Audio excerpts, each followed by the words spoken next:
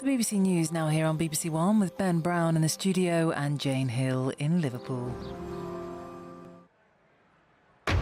We're live in Liverpool at the end of the Eurovision Song Contest, hosted on behalf of Ukraine. We have a winner! It's Loreen. Sweden! It's Loreen. She's Of Sweden, becoming the first woman to win Eurovision twice. But in a reminder of why the UK is hosting, reports that just before Ukraine's entry took to the stage, Russia launched a missile attack on the group's home city of Ternopil. We'll have the very latest on that and more on the contest here in Liverpool. And the other main stories in the programme. The Ukrainian President Volodymyr Zelensky has been visiting Italy for talks with the Pope and political leaders there. Voters go to the polls in Turkey in the next few hours in elections which could see the end of President Erdogan's long rule. And fallen saints. Southampton are relegated from the Premier League.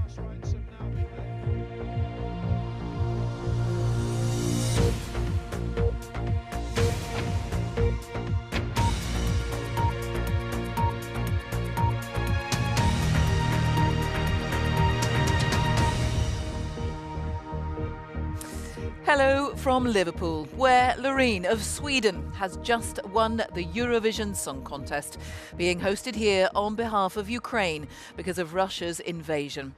And tonight there are reports that Russian missiles hit the home city of the band representing Ukraine moments before they went on stage. We'll have more on the contest itself in a moment. First, let's get the very latest on those reports from our correspondent Helena Wilkinson, who joins me from the newsroom. What do we know, Helena? Well, Jane, we had these reports coming into the newsroom in the last couple of hours or so, as you've just mentioned there. The city from where the Ukrainian entry to the Eurovision Song Contest came under Russian attack. Missiles were fired onto the city, and we understand from the mayor of the city, which is in the west of Ukraine, it's called Ternopil, that happened, that missile attack happened just minutes before the Ukrainian entry. That act went onto the stage to perform Heart of Steel. We've also heard from the British ambassador to Ukraine. She is called Dame Melinda Simmons. She has also said that the university hometown of the Ukrainian act came under a Russian attack, missile attack, and also described the Ukrainian entry as poignant, and goes on to say that it's a reminder that the reason why Russia could not host this event is because Russia continues to invade and the people of Ukraine live in continuing danger.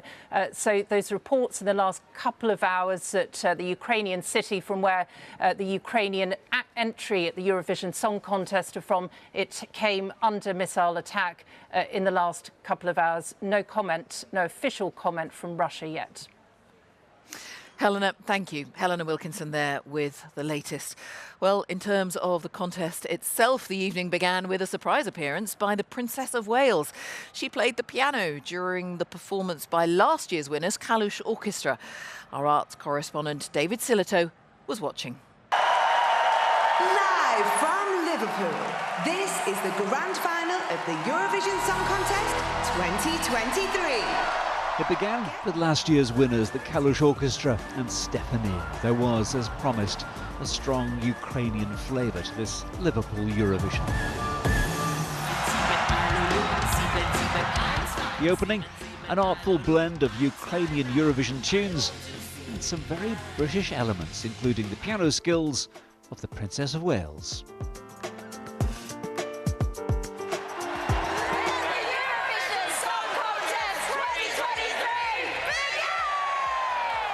And then it was down to the songs with the familiar Eurovision spread of styles.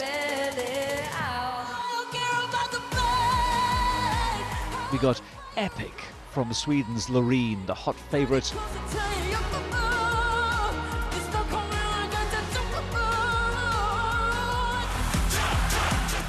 Finland brought Manic Energy.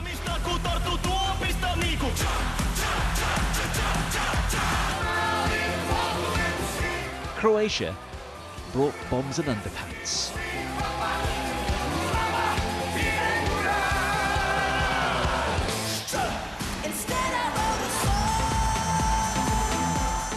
last of the 26 songs, the UK's own Mae Muller.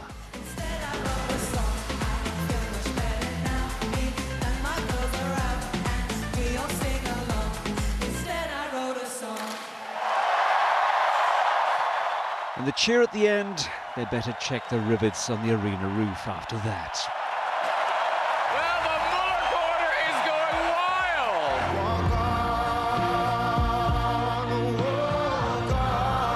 And the interval act has celebration of Liverpool.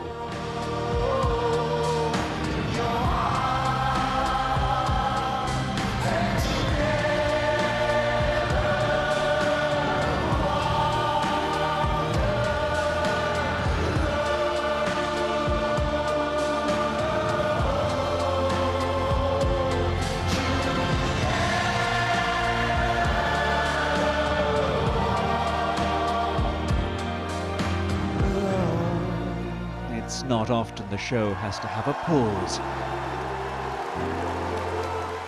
to wipe away the tears. A tear in my silly old eye. You don't do that every day.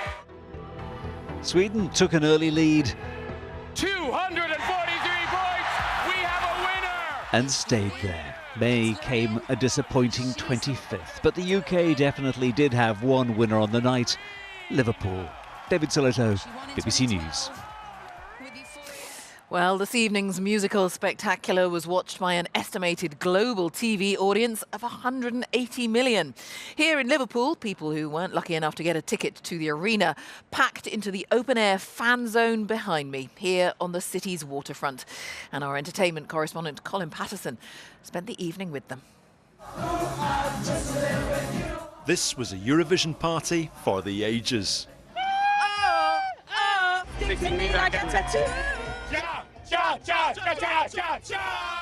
The UK fans were amongst the least confident. Where do we think it's going to finish? Between 1 and 26? Top left-hand side, for sure. Left-hand side. Yeah, it's got to be left-hand. Time for the contest to begin, and even the Eurovision theme turned into a mass sing-along.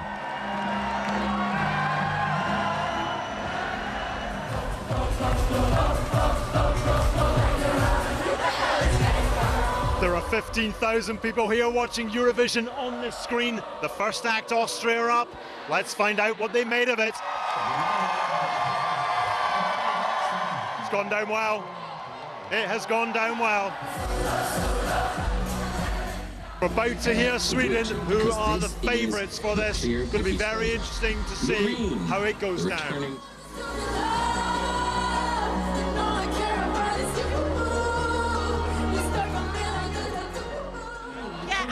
Amazing. How did you do?